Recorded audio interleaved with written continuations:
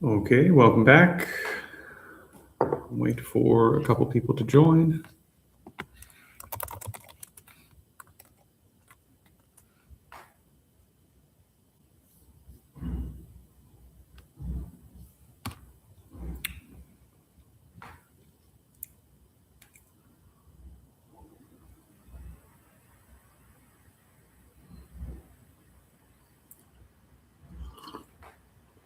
Okay, so during the break, somebody in the chat group for this retreat had a comment that I think is worth mentioning.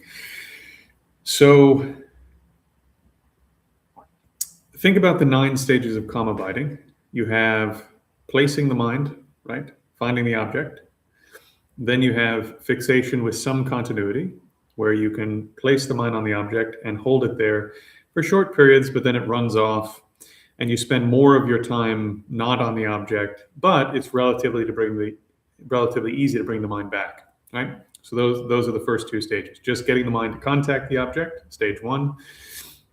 When it's relatively easy to make the mind contact the object, you've accomplished stage 1. Stage 2, you can contact the object and stay there for short periods of time, but you spend most of a session running around not on the object.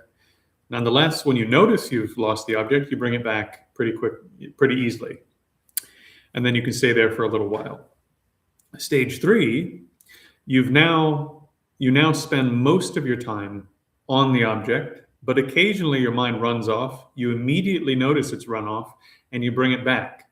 This is called patch-like fixation because think about like a movie reel, as soon as you notice that it's broken, you immediately patch it back up. Or like a piece of fabric, as soon as you find a hole in the fabric, you immediately patch it back up. So anytime there's a gap in your concentration, you notice it right away or almost right away and bring the mind back to the activity. So that's patch-like fixation. And then I always forget the name of stage number 4. It's something like continuous fixation. Anyways, it's not that important. But at the 4th stage, now your mind never leaves the object during a session.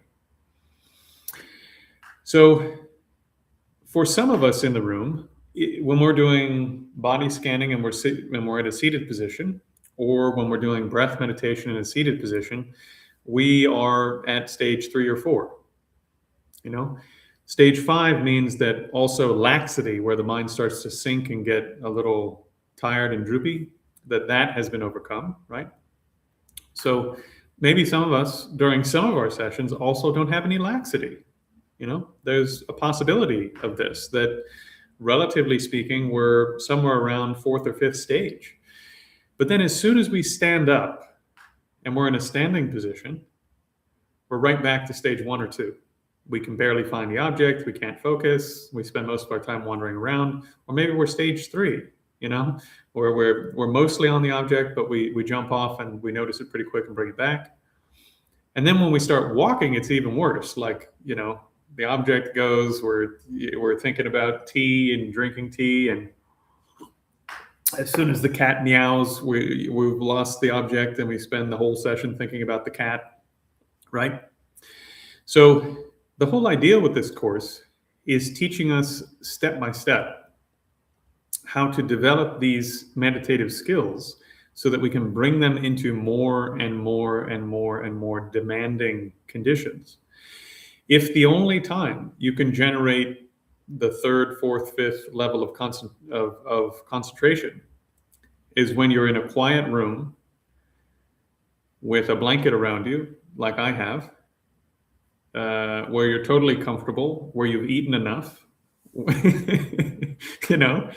if that's the only time you can generate a properly, something approaching a meditative mind, that isn't actually that useful to you. Because when your boss is yelling at you, or you're pursuing a new romantic interest, or you're engaged in your hobbies, if you're engaged in your entertainment, things that you find entertaining, if all of the rest of the time, the very best you can do is maybe stage 1 or stage 2 of calm abiding, then most of your life will be spent with your mind running around completely out of your control.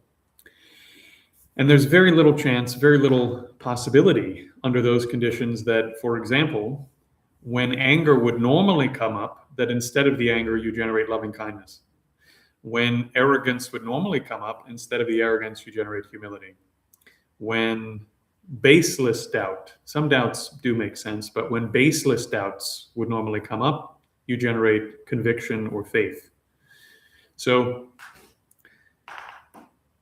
not only is it like way more interesting and wonderful to have a mind that can be in a semi-concentrated state all the time, and not only will the people around you appreciate you not being super arrogant and angry and prideful and these sorts of things.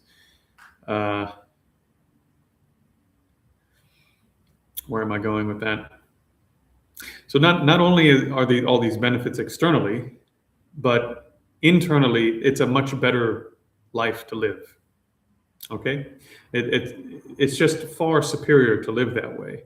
But you have to gain the skill of being able to take your meditative capabilities that you can generate on the cushion, maybe to a fairly high degree of sophistication, and begin to transition over to where you can do those in a standing position. And then you can do those in a walking position. And then you can do those in the midst of complicated activities like work and conversation and hobbies and entertainment. And then, finally, there will be enough time in your life dedicated to these activities to make really profound change. You see? So as a layperson, if you're not going to enter into retreat for 3 months or 6 months or a year or more at a time, and I do know lay people, by the way, who have done that sort of thing, including my primary teacher did 6 months at one period of time. And I've done some extended retreat, not that long, but I've done some extended retreat. If you're not planning to do really, really long retreats, then this is the way. This is the way. You learn how to turn your ordinary activities into increasingly profound capabilities of meditation. Okay? So that's my pep talk. Let's get back into practice. So we're going to start with standing again, and it will be a shorter session of standing, and then again 15 minutes of walking. Since the system is warmed up already,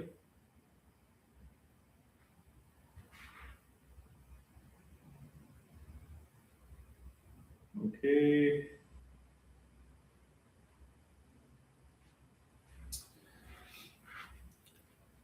So set the posture.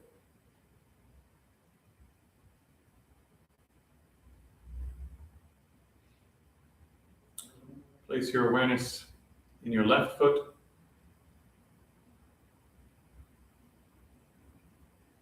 Left ankle.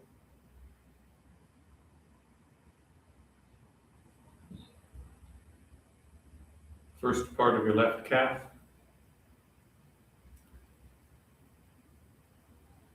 The upper part of your left calf.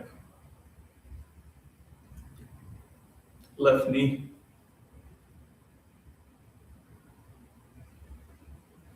First part of the thigh.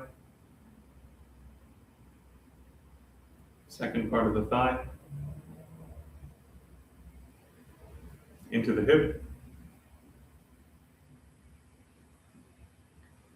Now take a moment, try to fill the whole left leg with awareness. Awareness like a mirror that is simply aware of all of the sensations happening in the left leg without trying to modify them and without zooming in on them, without elaborating on them.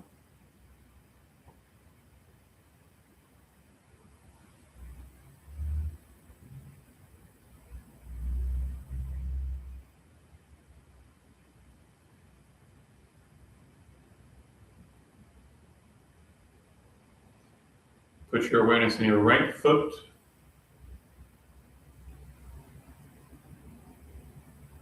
Right ankle.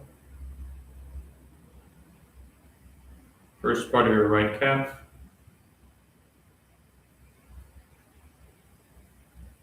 Second part of your right calf.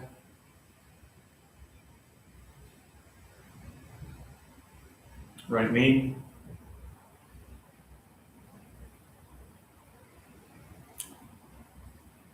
lower part of your right thigh, upper part of your right thigh, and inside your right hip joint.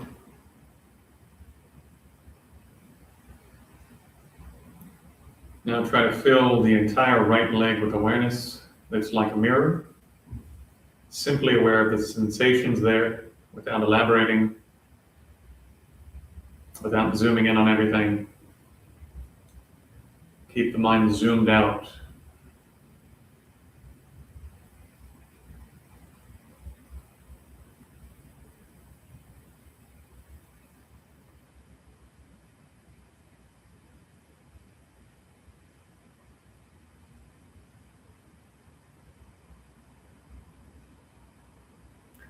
Bring your awareness to the front of the pelvis.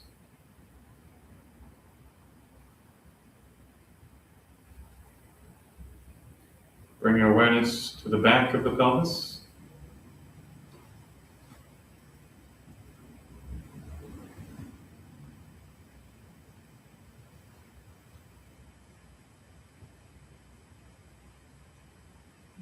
Find your tailbone.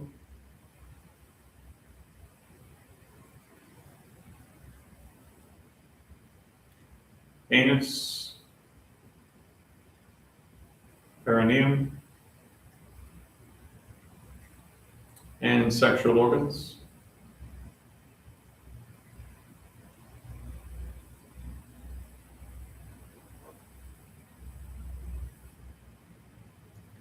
Now fill up the entire pelvic region, the entire front and back of the hips, including the sexual organs and so forth. And observe with that same mirror-like awareness.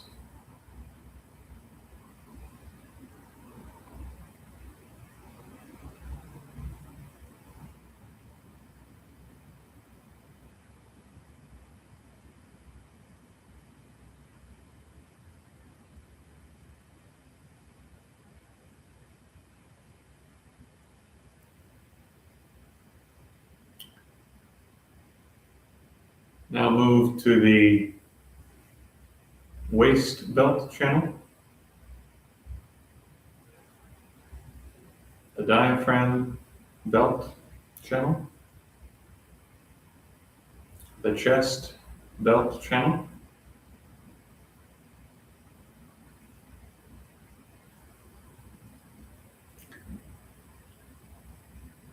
place your awareness into the left arm and fill the whole left arm.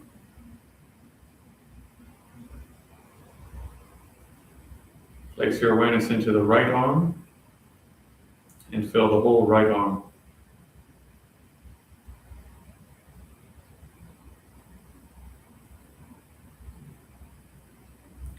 The first third of the neck,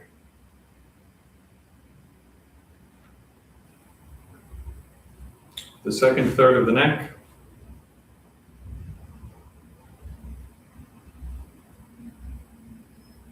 the upper third of the neck,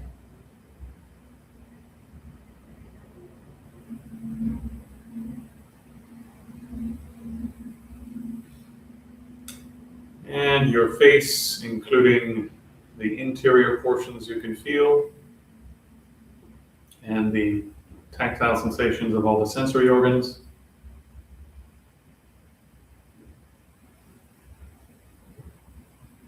And your scalp.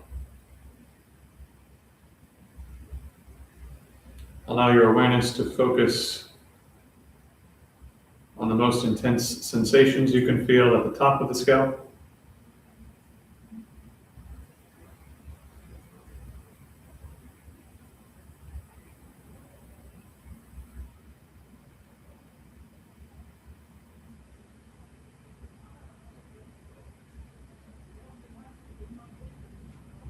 Now from there, stretch your awareness down and find your fingertips and your nail beds on both hands. Stretch your awareness down again, maintaining those 3 points, and Now find your toes and your nail beds on your feet.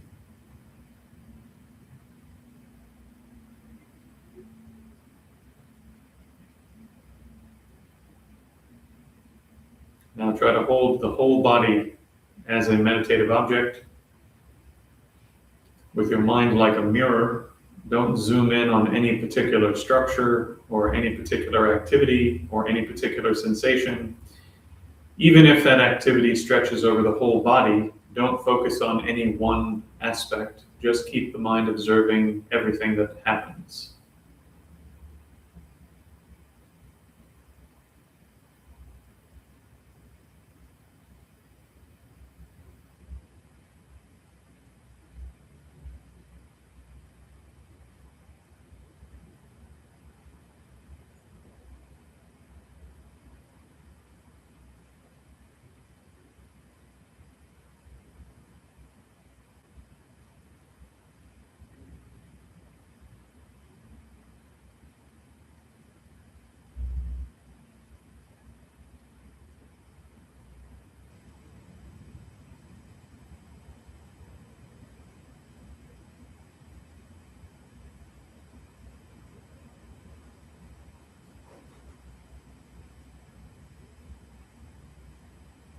As best you can, refresh your awareness of the top of the head,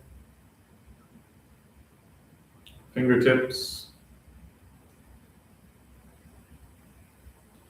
and the toenails.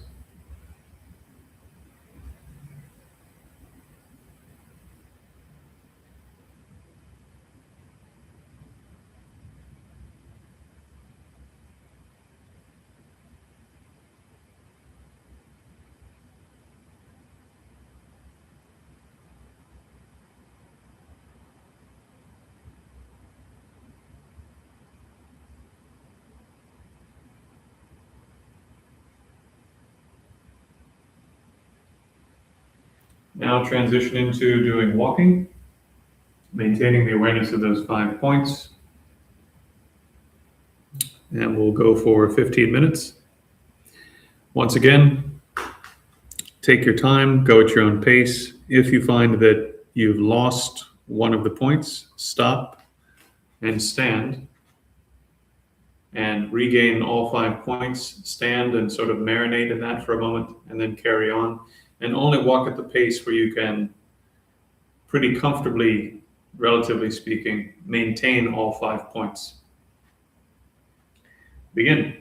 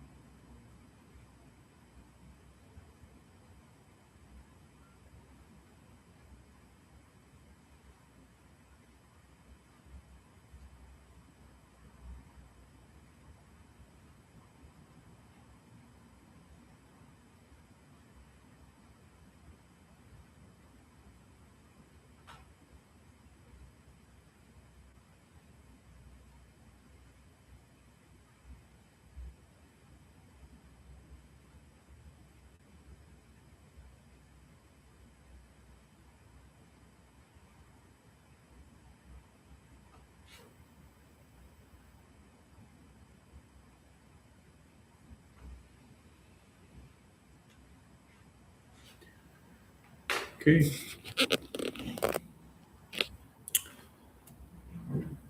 Bring your awareness into the sort of everything between here and here. So the pelvic area and the waist area. Really, you can do everything below here, or everything from here to here. You just breathe into this whole lower area.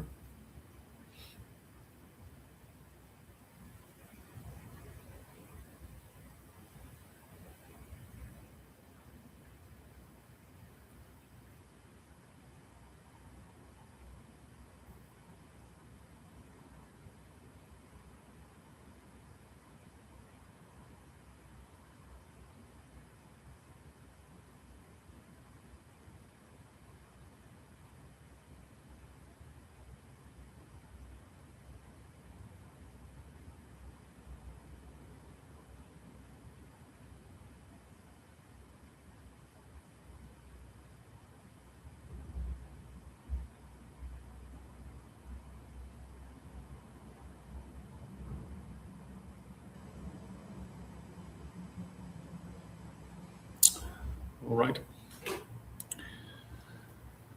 So we have a break from now until 3 o'clock London time. So if there are any questions, I'd be more than happy to stay for as long as is needed to make sure that everyone's questions are answered.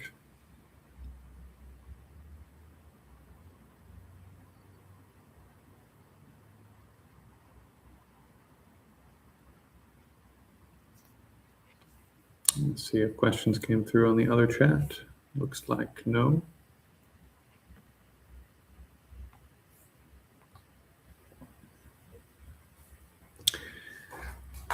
I've said this before, but I think YouTube Live has a pretty significant delay, maybe like 90 seconds. So you're probably just now hearing about questions, and then the chat itself comes through, I think, almost instantaneously. So I say things, and then 90 seconds later, you guys hear them and react to them.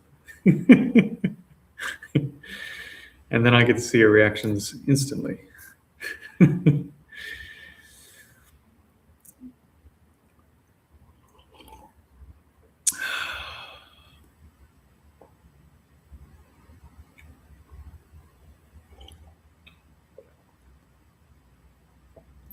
Yep. Okay. Yeah. Okay, maybe we'll do a quick test. So I'll say, so type something out. It doesn't matter what it is, like a thumbs up or something. Just type that out and don't send yet. And when I say send, then you send it right away, and we'll see what the delay is. So go ahead and type it in. Send.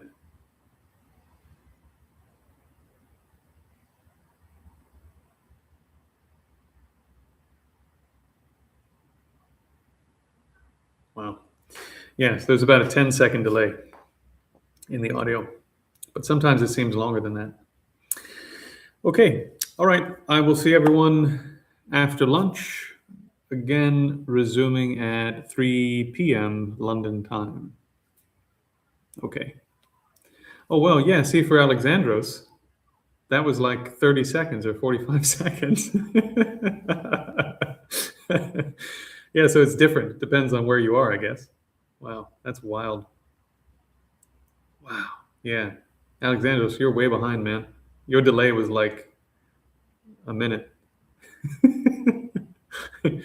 Okay. All right. I'll see you after lunch.